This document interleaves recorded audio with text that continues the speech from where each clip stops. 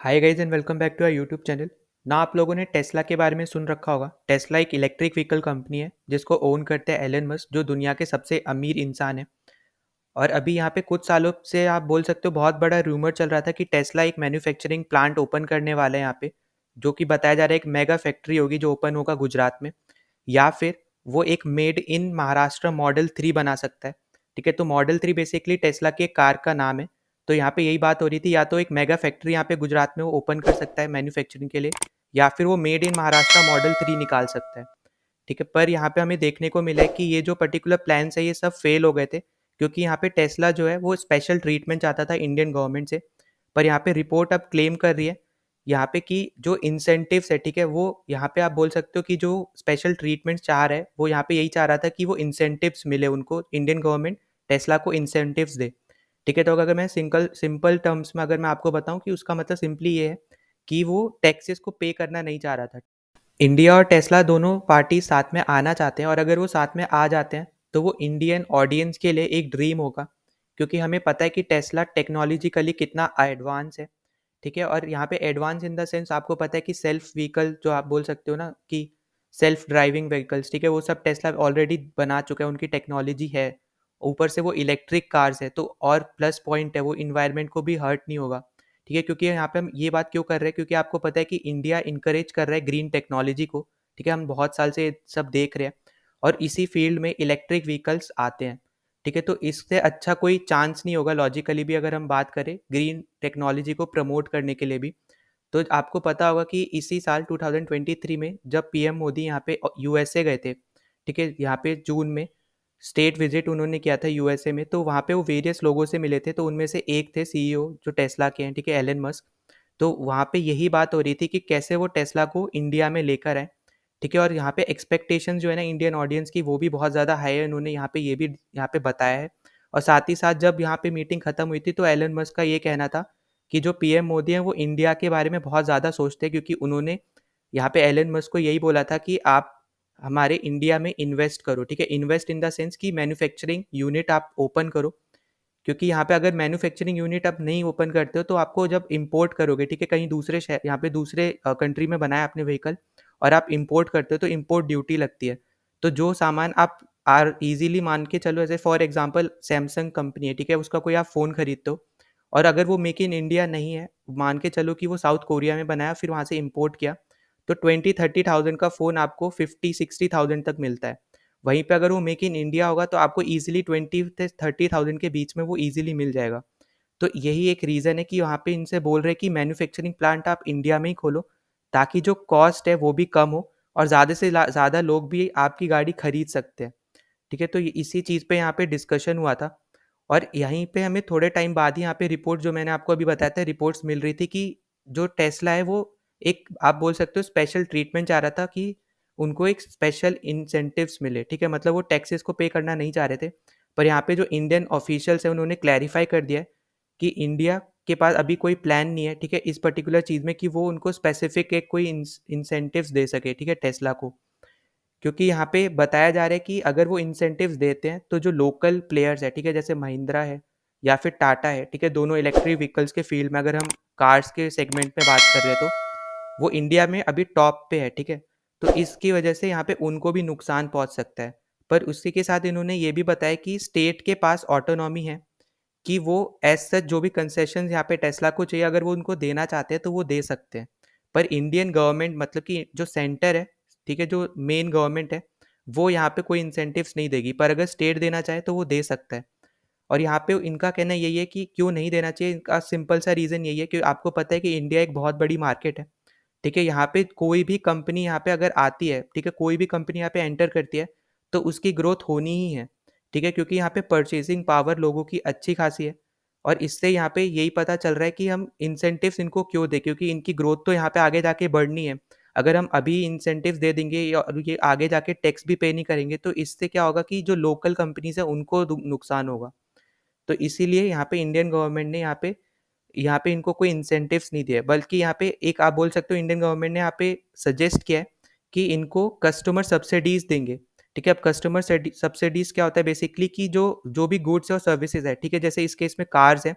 तो उनका जो प्राइस है ना वो रिड्यूस कर देंगे, ठीक है, मार्केट में, तो ईजिली जो लोग हैं वो परचेज कर सकते हैं, उनको ज़्यादा दिक्कत नहीं होगी उनका प्राइस वगैरह देख के, क्योंकि आपको पता है टेस्ला चीप कार नहीं है, ठीक है, मतलब अच्छी खासी महंगी कार है, क्योंकि उसकी टेक्नोलॉजी भी अच्छी है और साथ ही साथ वो क्योंकि ग्रीन टेक्नोलॉजी में वो काम कर रहे हैं तो इसलिए वो महंगी भी मिलती है। तो इसी की वजह से यहाँ पे इंडियन गवर्नमेंट ने यहाँ पे कस्टमर सब्सिडीज देने का यहाँ पे बोला है, और ये दोनों के लिए यहाँ पे विन विन सिचुएशन होगी, ठीक है, इंडियन गवर्नमेंट और टेस्ला के लिए। पर हमें यहाँ पे देखने को मिल रहा है कि टेस्ला सिर्फ इंसेंटिव्स नहीं चाहता है, वो और भी बहुत कुछ चाहता है, और जो कि इंडियन गवर्नमेंट से बाहर है, मतलब आउट ऑफ रीच है इंडियन गवर्नमेंट के। जैसे उसने पहला यहाँ पे और जो डिमांड रखी है उसमें से पहली है यहाँ पे क्लासिफिकेशन ऑफ इट्स व्हीकल, मतलब कि जैसे आपको पता होगा जो भी व्हीकल यहाँ पे बेची जाती है उसका एक क्लासिफिकेशन होता है, ठीक है। फॉर एग्जाम्पल आपको पता है कि टेस्ला जो है वो एक्सपेंसिव कार्स बनाता है, ठीक है, बहुत महंगी कार्स बनाता है, तो उसकी जो सबसे सस्ती कार है वो 20 लाख की आती है, और अगर आप इसको कन्वर्ट करोगे तो 2 मिलियन की आती है, ठीक है, या तो 20 लाख या फिर 2 मिलियन की आएगी इंडिया में। तो इसी की वजह से क्या होगा कि जो टेस्ला है वो एक लग्जरियस व्हीकल में काउंट होगा, ठीक है, जो यहाँ पे बहुत महंगी कार्स बना रहे हैं, तो जब ये इसमें काउंट होगा, अब इसकी वजह से ही उसको लग्जरी व्हीकल के जो टैक्सेस होते हैं वो उसको देने पड़ेंगे, और इसी वजह से यहाँ पे टेस्ला क्या चाह रहा है कि उसको luxury vehicle as a recognise ही मत करो, ठीक है, इंडिया में, क्योंकि यहाँ पे उसका कहना यही है क्योंकि जिस वो टेक्नोलॉजी में वो काम कर रहे हैं वो इन्वायरमेंट को हार्म नहीं पहुंचाती है, तो इसकी वजह से भी वो ये चाह रहे हैं कि इस पर्टिकुलर केस में टेस्ला की गाड़ियों को लग्जरीज व्हीकल में काउंट नहीं करना चाहिए। फिर जो दूसरी डिमांड यहाँ पे टेस्ला की आ रही है इंसेंटिव्स को हटा के, वो है कि वो उनका उसका डिज़ायर है कि वो चाइनीज़ फर्म्स के साथ काम करना चाहते हैं, ठीक है, तो जैसे आपको पता है कि टेस्ला के बहुत सारी मैन्युफैक्चरिंग यूनिट्स है, ठीक है, अराउंड द वर्ल्ड, तो उसमें से एक मेजर यूनिट है जो कि है शंघाई में, ठीक है, चाइना में। तो वहाँ पे जब ये टेस्ला आई थी चाइना में तो वहाँ पे चाइनीज़ कंपनीज़ के साथ इसने काम किया था, ठीक है, तो अब वो यही चाह रही है कि टेस्ला जो जब इंडिया में आए तो उसके साथ ये सारी जितनी भी चाइनीज़ कंपनीज़ है ये भी इंडिया में आए, और ये ऑब्वियस सी बात है कि इंडिया के लिए एक प्रॉब्लम है, क्योंकि इंडिया और चाइना के रिलेशन अच्छे नहीं है, ठीक है, इंडिया के लिए आप ऐसा समझ सकते हो कि चाइना ने 2020 में जैसे इन्वेड करने की कोशिश भी की थी इंडिया में, और साथ ही साथ जो चाइना का आप बोल सकते हो एग्रेसिव नेचर है, ठीक है, इंडिया के लिए, तो इसकी वजह से भी इंडिया नहीं चाहेगा कि ये सब कंपनीज इंडिया में आए, और इससे यहाँ पे चाइना की इकोनॉमी को यहाँ पे बोल सकते हो आप प्रॉफिट होगा, फिर वापस हमें देखने को मिलेगा कि चाइना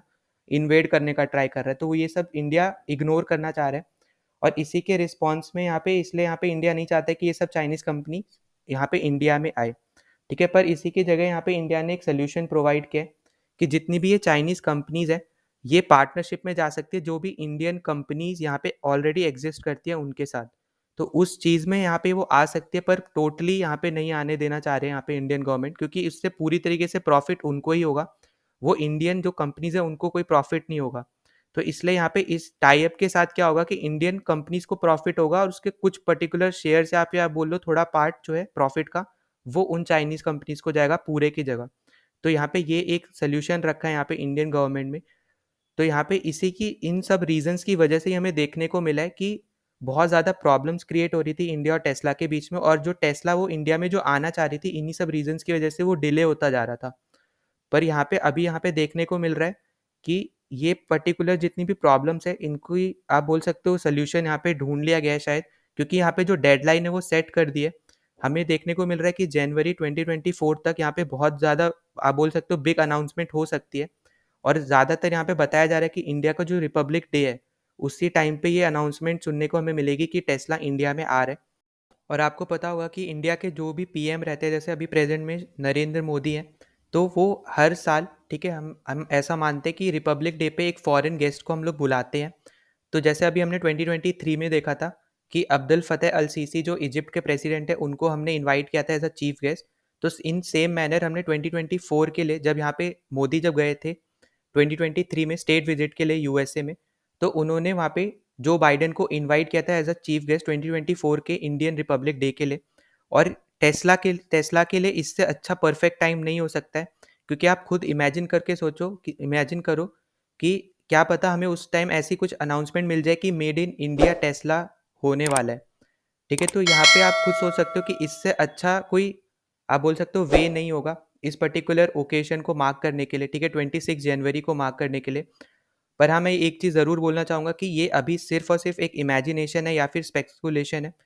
क्योंकि अभी ये सब होने के लिए भी यहाँ पे बहुत सारे अप्रूवल्स चाहिए होते हैं, वो सारे अप्रूवल्स यहाँ पे टेस्ला को मिलने चाहिए। और साथ ही साथ टेस्ला को ये भी जानना पड़ेगा कि उसको कोई एक एडवांटेज नहीं मिलने वाला है इंडिया में, ठीक है, स्पेशल कोई ट्रीटमेंट नहीं मिलेगा उसको इंडिया में।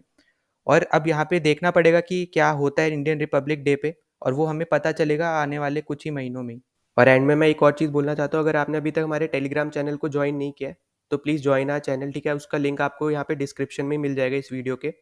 और साथ ही साथ अगर आपने अभी तक चैनल को सब्सक्राइब नहीं किया है तो प्लीज़ सब्सक्राइब कर देना, ठीक है, जितना ज़्यादा हो सकता है उतना ज़्यादा शेयर कर देना ताकि दूसरों तक पहुँच सके। तो चलो मिलते हैं नेक्स्ट वीडियो में, टिल देन बाय।